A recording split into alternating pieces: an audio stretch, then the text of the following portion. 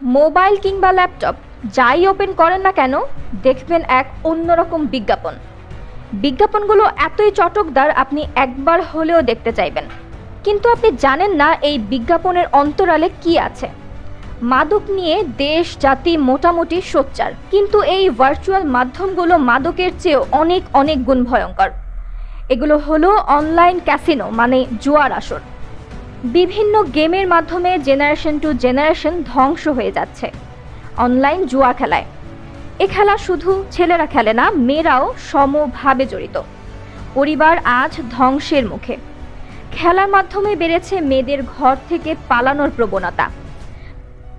ধার দেনা করে নিঃস্ব হয়ে জড়িয়ে যাচ্ছে নানা রকম অপরাধমূলক কর্মকাণ্ডে। চুরি ছিনতাই বেড়ে গেছে অনেক গুণ, শুধু এই অনলাইন গেম খেলার কারণে।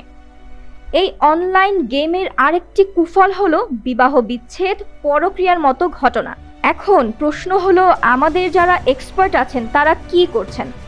তারা কি জানেন না এর কুফল কি? সরকারের দৃষ্টি আকর্ষণ করছি অতি শীঘ্রই এই বিষয়গুলোর দিকে জোর দেয়া। কি করে এগুলো বন্ধ করা যায় তার পদক্ষেপ নেয়া। তা না হলে মূল্যবোধ বলে কিছুই থাকবে না। প্রতিবেদন, দৈনিক আর নিউজ, ঢাকা।